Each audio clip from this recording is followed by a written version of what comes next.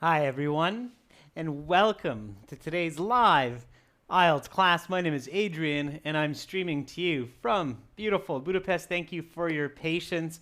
I know we're a little bit late starting today, just had a couple of points to figure out with the stream configuration, but here I am. So hi Boomy, hi Michael, hi members. Thank you again for your patience. Hello regular students. Hi Kyber, Verpaul, Nighaim. Nice to see many of you in the class. It's fantastic.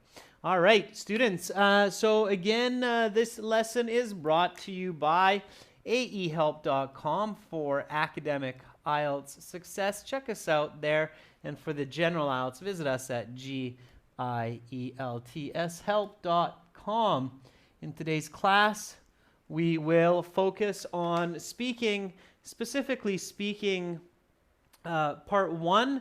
We'll talk about how to start strong, start right. And this is the first class this week for this week's live classes.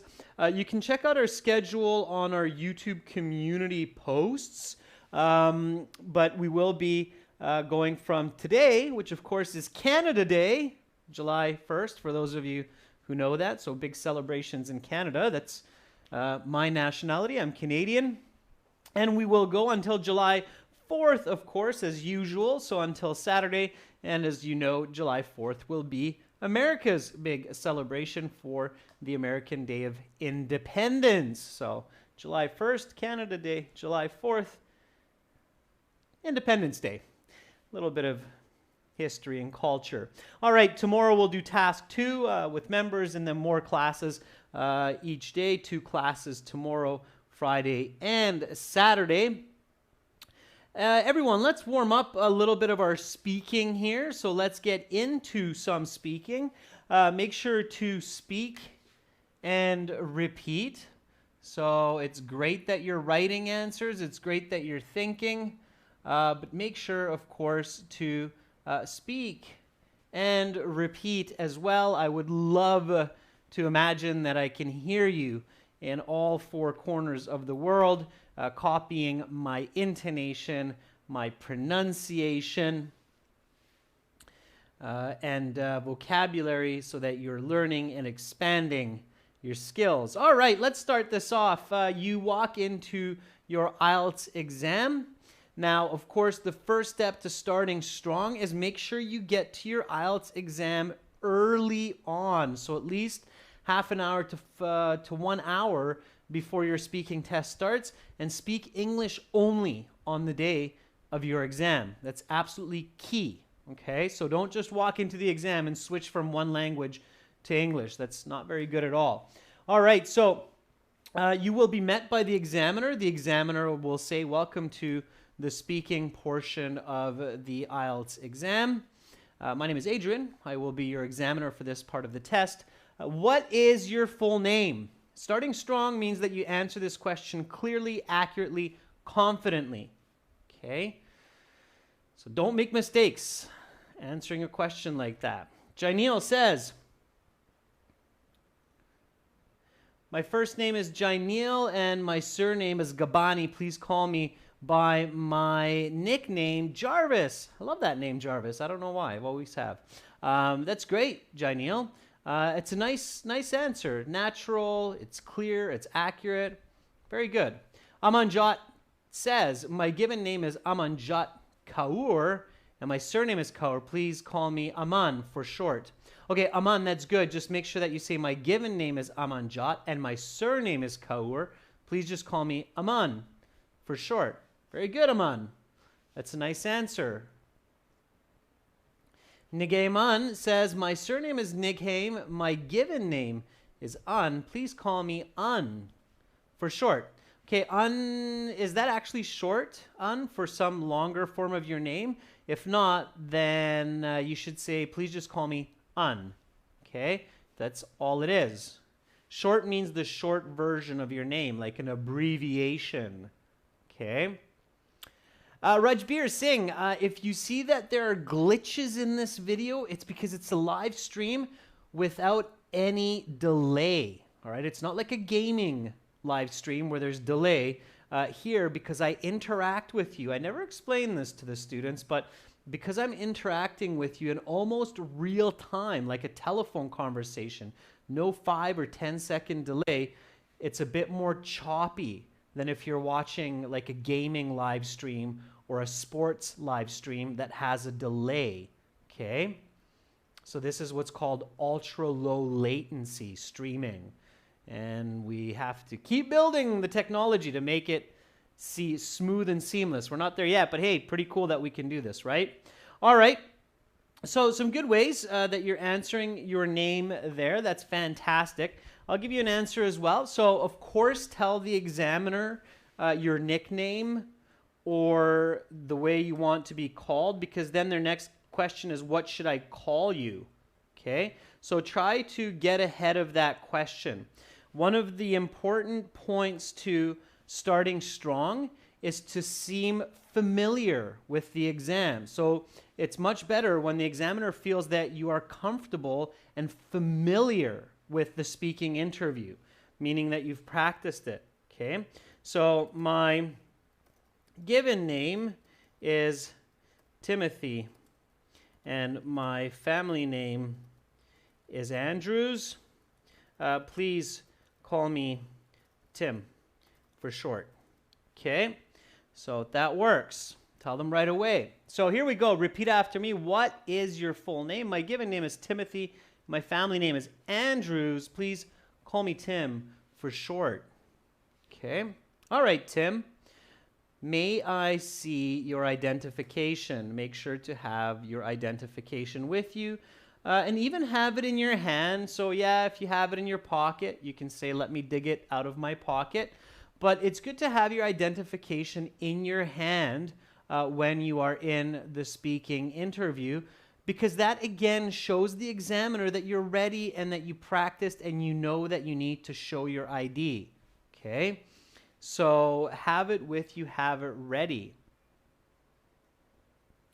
All right, Samuel Sadir says, yes, of course. Here it is.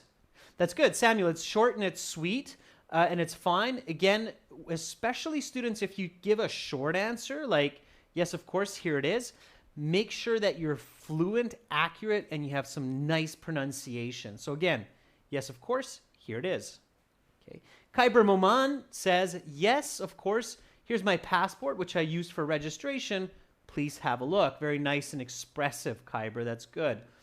Raminder says, yes, sure. This is my passport. I used it for registration. Here you go. Okay. Nice natural language, Raminder. Just a small mistake there. Students, in the first couple questions, don't make mistakes at all. Okay. Have 2-3 different ways of answering these 2 questions. What is your name? May I see your identification? 2-3 ways for each one that you know are 100% clear and accurate and natural, okay? They should just be spontaneous and immediate when you're asked these questions. Hina Arshad says, yes, of course, here's my passport that I used to register. Please take a look. Used to registration, normally, Hina's bit nonsensical, so careful with that. Moman Dezat says, absolutely. Here's the passport. I used it to register for this exam. Okay, all right, so those work. Again, several different ways. Don't get bored of saying this. Just keep practicing until it becomes reflexive. So yes, certainly. Here's my passport that I used to register for the exam. Please have a look. Okay, so that's one way. Okay, so again, starting strong, okay, means a couple of important points here. So start strong. It means be ready for the first couple of questions with at least 3 clear, natural, and correct responses. Make it obvious that you are familiar with the format of the IELTS speaking interview, and you have practiced for it. Even if you're high level, okay? Even if you are high level in English, okay? Even a native speaker should go through this. It's a proficiency exam. It's not an ESL exam, okay?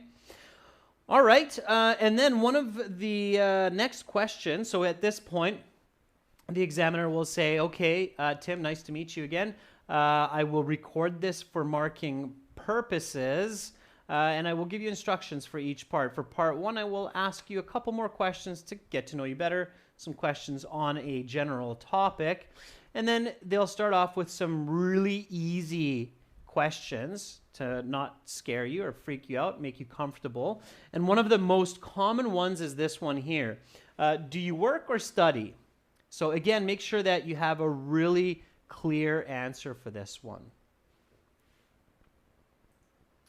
Saswati says, I work as a software developer in an IT firm in Kolkata, as well as I've been studying for the IELTS exam over the last 3 months. Okay, Saswati, great. I made a couple of corrections there to make that sound even more natural and accurate.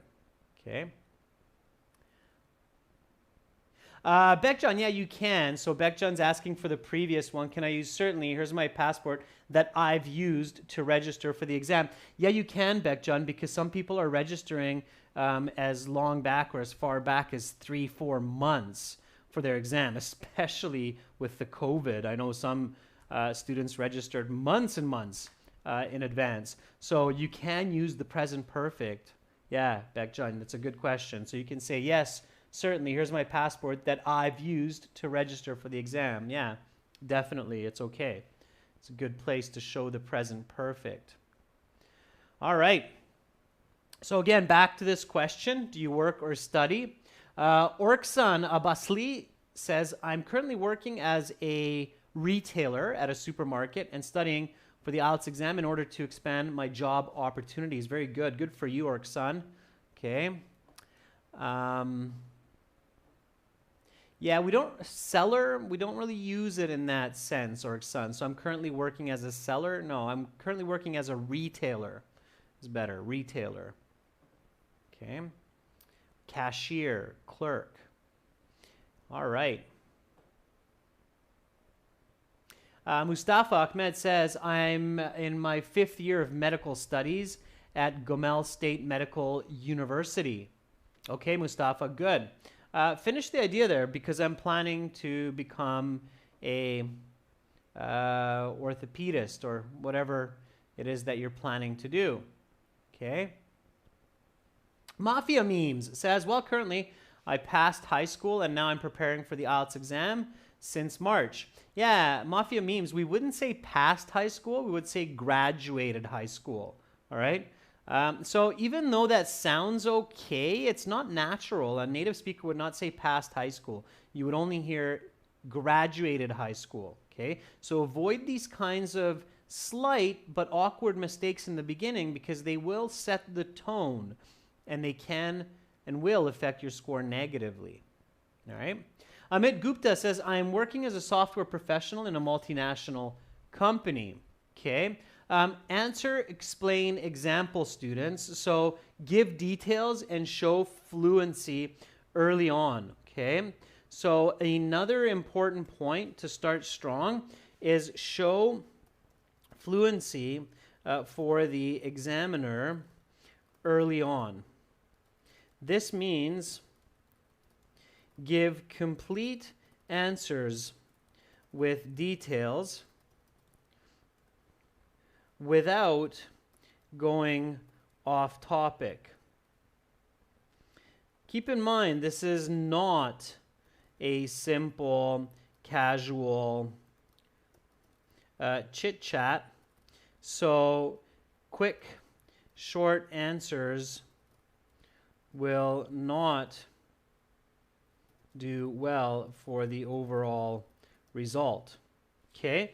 And hey, think about it this way as well. Why not show fluency in part 1 with the easier questions than suffering to show fluency in part 3, right? You might as well show your fluency and get comfortable early on, even if that's a little bit more than what you would naturally answer or say for a question. So do you work or study? Here's where you can show your correlative conjunction. Okay, so you can do something like, well, I both work as a software developer at Astix, I'm just making that up, multinational company, mostly working on educational programs,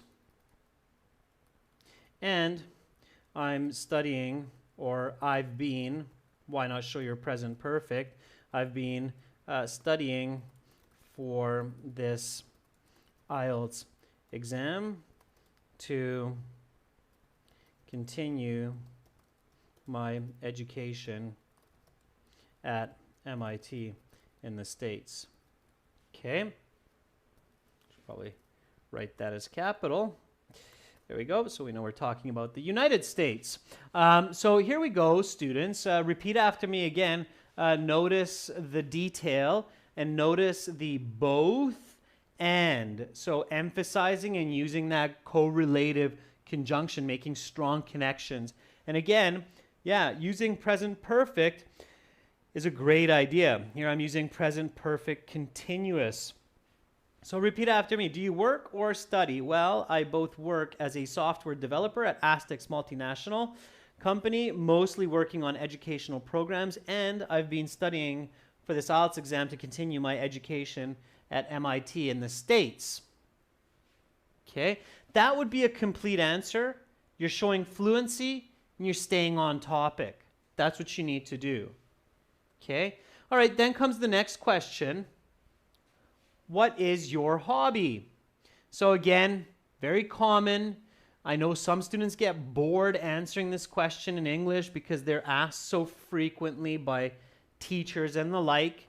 But in the IELTS, your goal is to show your skills and you want to seem excited, like you're being asked the question the first time in your life, and you want to give a clear answer.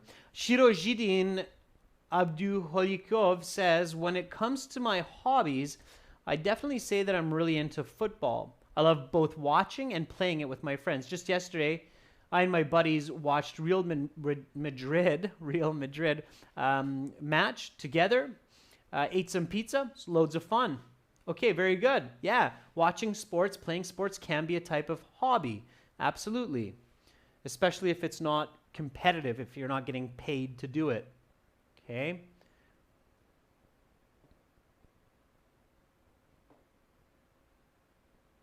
Himanshu, I'm not exactly sure what you mean by going from a general entry. So clarify that for me and I can answer that question better for you. Okay. All right. Ayana says, lately, I've been really interested in banking. So during my free time, I learned the basics of it and practice what I see on YouTube. Actually, yesterday I made some brownies and it was good. Sorry, baking, Ayana. I thought banking. I don't know why I saw that in there. Baking, yeah, baking is a great hobby. So one more time, Ayana. Lately, I've been really interested in baking. So during my free time, I learned the basics of it and practiced what I saw on YouTube. Actually, yesterday, I made some brownies and they tasted great. That's really good, Ayana. Yeah, baking. What a wonderful hobby.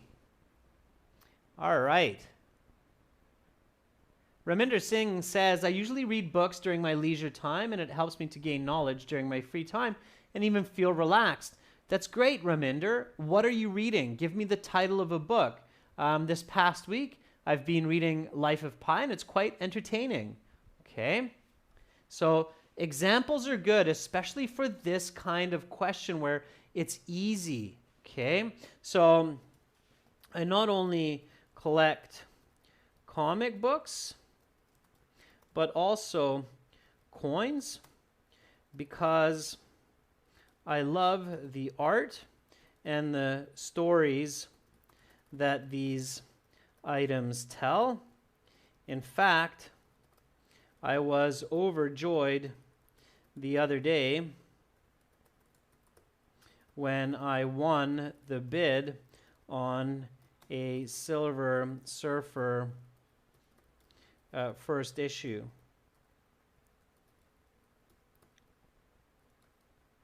All right. So, what is your hobby? It's not do you have a hobby, it's just what is your hobby? So you can go right into giving the answer. Repeat after me. I not only collect comic books, but also coins because I love the art and the stories that these items tell. In fact, I was overjoyed the other day when I won the bid on a Silver Surfer first issue. It's actually a page from my life. It wasn't really yesterday, it was a while back. But that is your high-level answer, okay? I answer comic books, coins. I give an explanation. I love the art, the stories that these items tell. And then I go right into a smooth flowing example. In fact, I was overjoyed the other day. Now, sometimes students say, hey, my teacher told me not to give examples, or well, the examiner interrupts if I give an example. That can be true if you start with a leading expression like for example. In the past, we used to say do this, but because so many students went off topic when they were doing this, the examiners got a little bit more strict and started interrupting students. So here's another way to not only start strong, but to stay strong is make sure to give smooth examples with your answers. Okay, this means just state the example directly. Do not say, for example. Okay, if that happens once or twice during your interview, like you say, for example, and then you start, don't freak out. It's not the end of the world. It's natural. We do that in everyday language as well, so it's okay, but definitely don't purposefully keep throwing in the term for example, for instance, for example, because yeah, the examiner will likely interrupt you. So don't say for example or for instance, as examiners may interrupt you in fear that you are about to go into a long rant and go off topic. Okay? The word rant, if that's new for you, ranting, ranting. Always copy new words if this is a new word for you. Ranting. Ranting is when we're just talking and we keep talking about the moon and the stars and the beautiful dolphins in the ocean and the way that they swim around the world, where the trees grow, and you just keep talking and talking. That's ranting, okay? Ranting will lower your mark, okay? Ranting will lower your mark.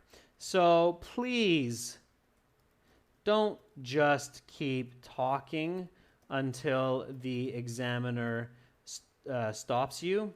That's a really awkward advice that some students have got in the past. Like, just keep talking until the examiner stops you. What? No, don't do that, okay? That's not a good approach to having a high mark and a good conversation. Okay, so at this point, the examiner may break into something like, they might make a comment like, let's talk about daily life, okay? When you hear daily life, so when you hear the topic, realize that the next few questions will be connected to that, and immediately think about daily life, routines, responsibilities, errands.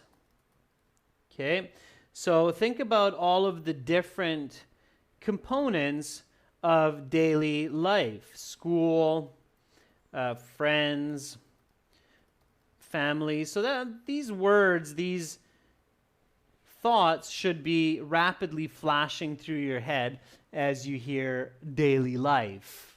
Okay? All right.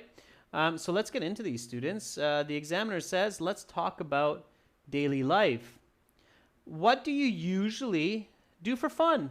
Okay, again, these are meant to be simple questions to get you talking. So, what do you usually do for fun? Okay. All right. Bekjan Omirzak says, in order to have fun, I usually watch comedy films, which make me laugh all the time. Like last weekend in the evening, I watched a comedy called Full Speed, and I couldn't hold myself from laughing for a long time. Okay, very good. And you shouldn't hold yourself back, John. Let yourself laugh and roar. All right, Roshni Kunte says, well, I frequently get along with my pals for hiking since it's enjoyable as well as a fun activity. Going for 6 to 7 km hikes to recharge my batteries and ready to kick up my heels on Sunday. Okay, Roshni, sure, a hike can be entertaining. Just make clear why it's entertaining, okay? So if you're going to say an answer like, I like going on hikes for fun, explain why. I have a couple of really good friends. We laugh and joke while going through the trails in the forest and enjoying the beautiful scenery. We tell each other all about all the crazy events that happen during our work week. Okay, so what is entertaining? What is fun about the hike, Roshni? Don't lose the controlling idea of the question. You're the subject, controlling idea is fun activity. So that has to be really clear, okay? To be strong in your answers, you have to be specific. All right, Awaz Akhmedov says, in order to spend my time with some fun, I mainly play 3D games on my computer, whether alone or with my friends, depending on the situation. Okay, what kind of a game do you play, Awaz? So what is a computer game that helps you to have loads of fun? I know I like the game Worms. Worms is very comedic and can be loads of fun. Fun doesn't necessarily mean funny, but entertaining. You want to give specifics. Pooja says, well, I am indeed a fun-loving person. I love to go shopping, try new cuisines whenever I get some time from my jam-packed work schedule. Okay, that's, again, not bad, Pooja. It still sounds more like hobbies. I mean, we can associate that with fun, but why is it fun? Why is it fun for you to try on new clothes? Okay. All right.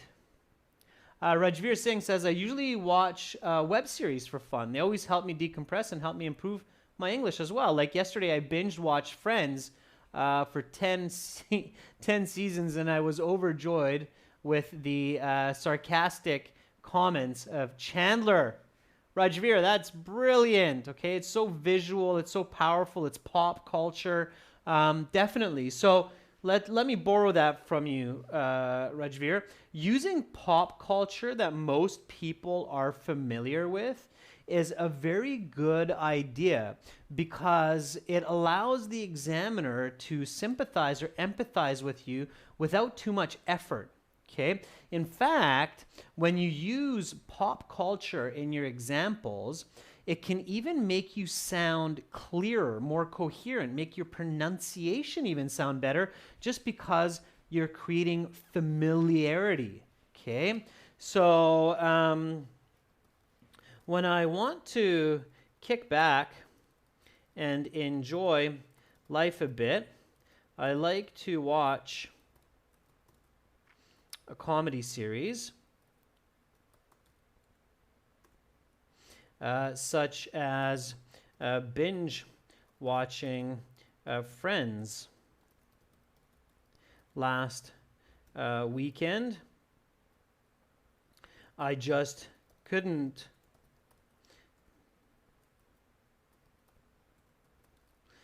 stop laughing at Ross's melancholy attitude, and bad luck. Okay. All right. All right. So, see, if I'm the examiner, Rajveer, that's how much I can empathize with what you're saying. You're talking about Chandler and Chandler's sarcastic comments. Immediately, I can think of the other characters and why they're so funny, like Phoebe being a little bit on the dumb side. All right, so here we go. What do you usually do for fun? When I want to kick back and enjoy life a bit, I like to watch a comedy series, such as binge watching Friends last weekend. I just couldn't stop laughing at Ross's melancholy attitude and bad luck. Okay, because that's his character. All right, very good. So, yeah, why not make a note of that tip? It's definitely a worthy one. It's definitely good if you can use this, not just in part 1, but also part 2 and part 3. So using examples from pop culture, like Friends, McDonald's,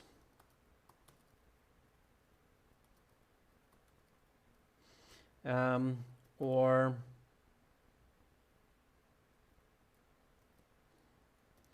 PUBG. And Facebook, let's say, one more, really can help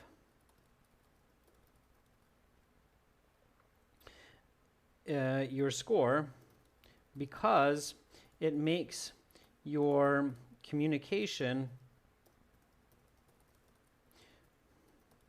more comprehensible due to sympathy.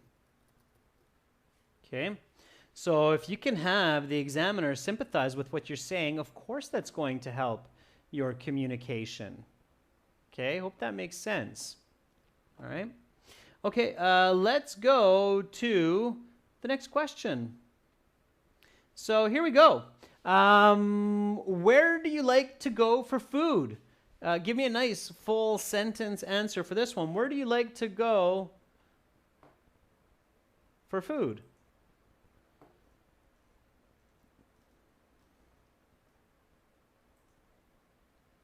All right, Amanjak Kaur says, well, mostly I prefer to eat food by my mom at home, but if I get bored from homemade foods, then I like to eat food at a restaurant, specifically Italian pizza, which is a stone's throw away from my house.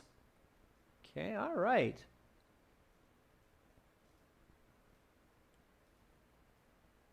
Kevin Bowie says, if I'm at home, I head to either the fridge or the pantry where all the groceries are and whip up a meal for myself, like instant noodles with sausages. But if I'm outside, I'll visit a convenience store and purchase snacks.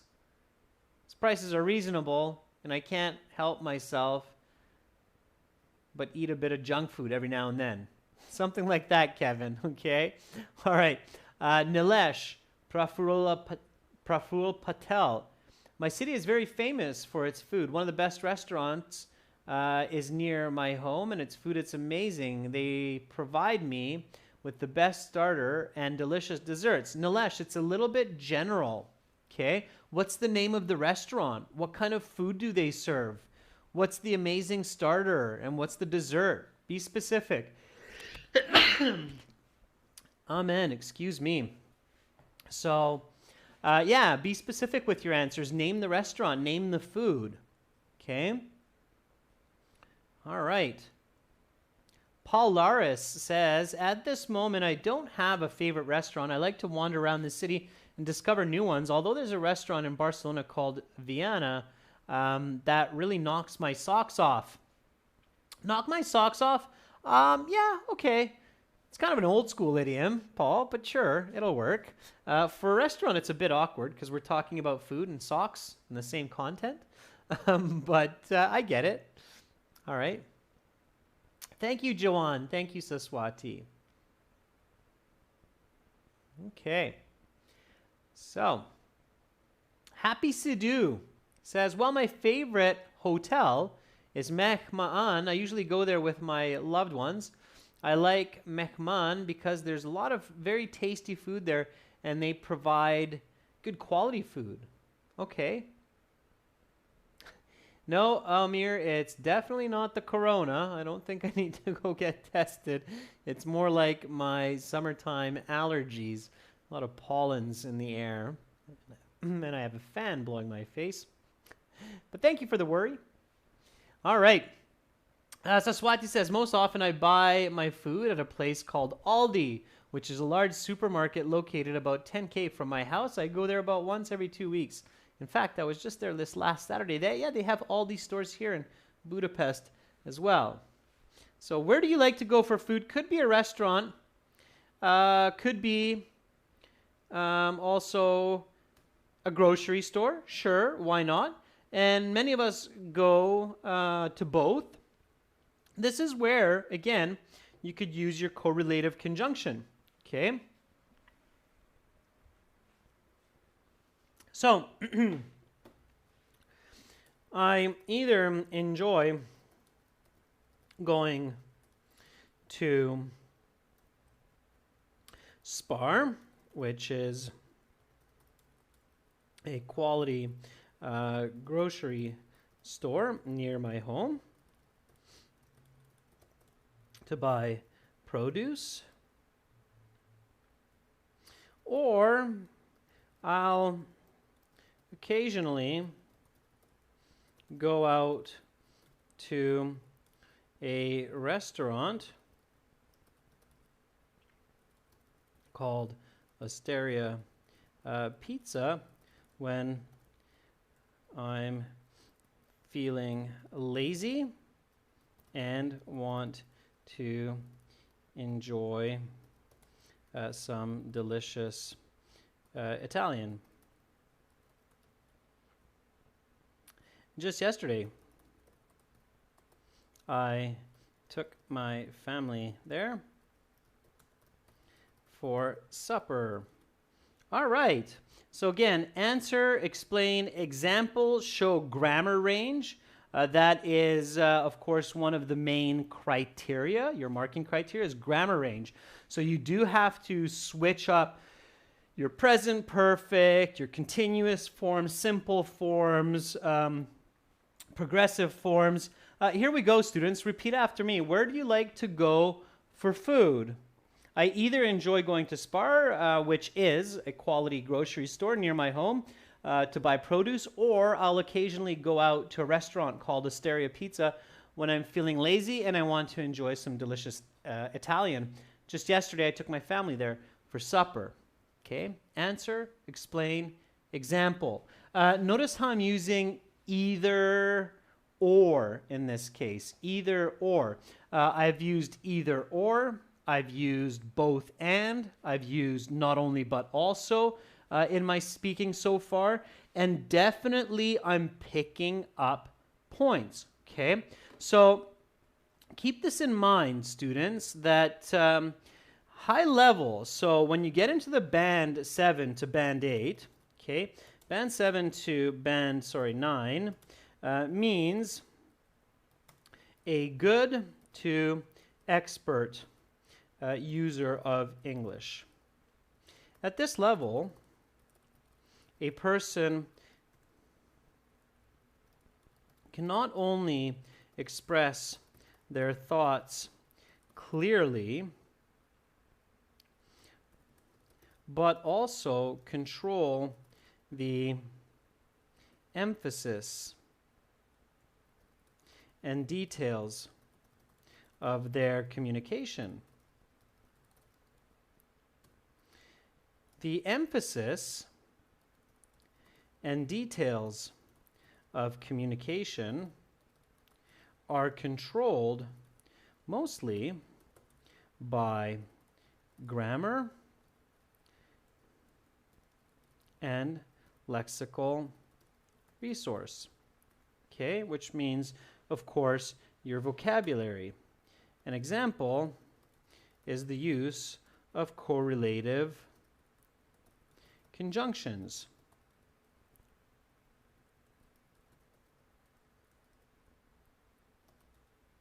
Conjunctions.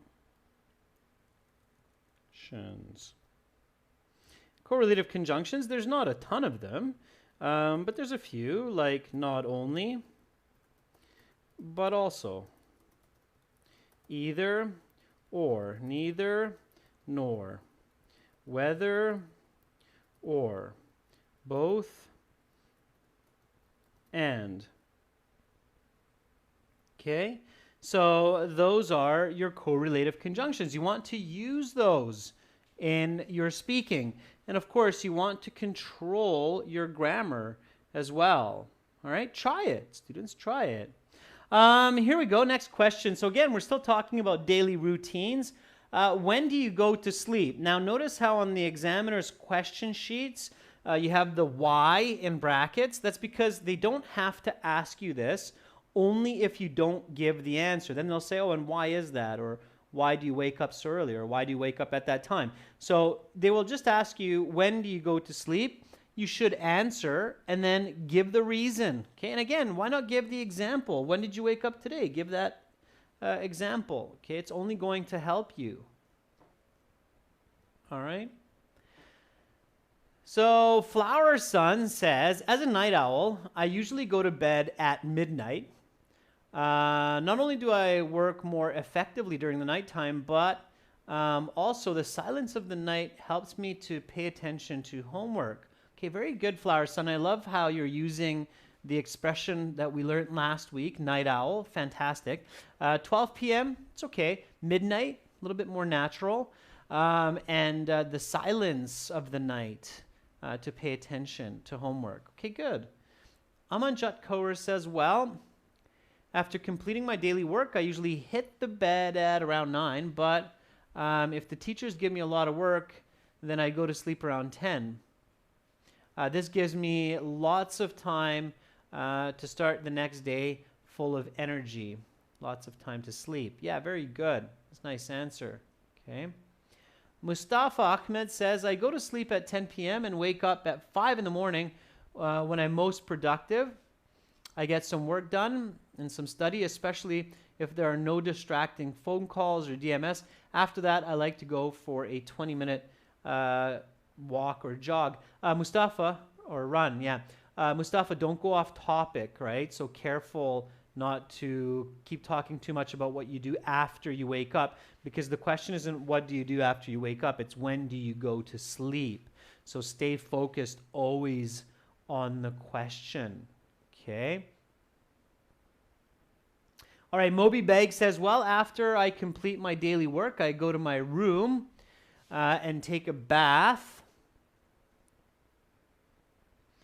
which helps me relax, and then I hit my bed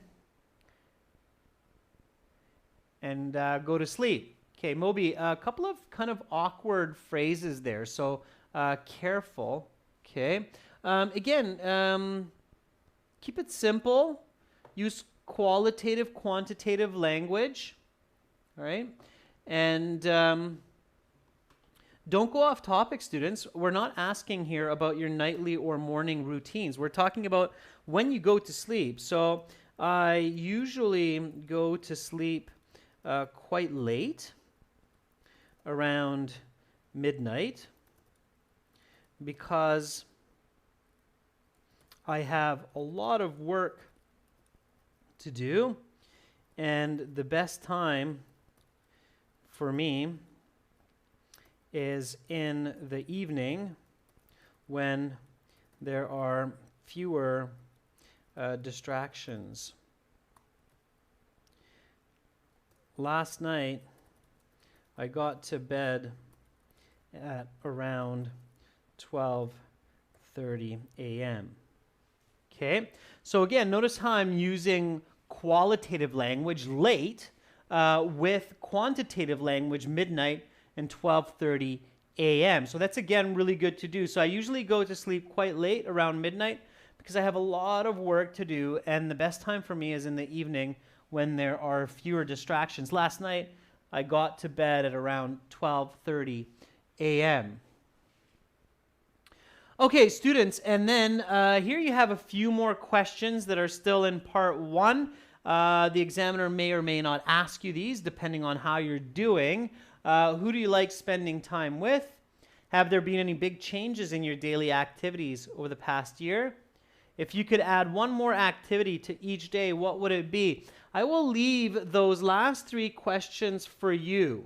You can answer those last 3 questions, record them on your phone in MP3 format, and you can send them to me at adrian@aehelp.com, and I will tell you what kind of a band score you would get. Now make sure to answer all 3 of those questions. Okay, they're at the end of the video.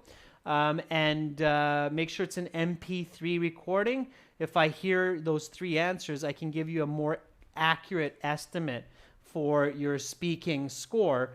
And I look forward to doing that. Again, students, visit us at aehelp.com for academic IELTS and gltshelp.com for general. We've got lots of help there for you. This is our academic web portal here with the blue background. You can click that big red button to join. And this is our general website here with the green background, gltshelp.com, and you can click that big red button to join. And then, of course, improve your band scores with videos, practice exams, interactive courses, strategies, and much, much, much, much more. That's it for me for today. I will be back tomorrow with task 2 for members and a new reading passage for everyone, a brand new reading passage that you have not seen anywhere because it is in the production pipeline. So a brand new speaking tomorrow for everyone, and task 2 for members. Thank you so much, everyone, for being here with me today. Good on you for expanding your English and improving yourself and your mind. Again, I will be back tomorrow at this time and also a little bit earlier for members. Much love to all of you. I'm Adrian signing out from beautiful Budapest here in Central Europe. Bye for now.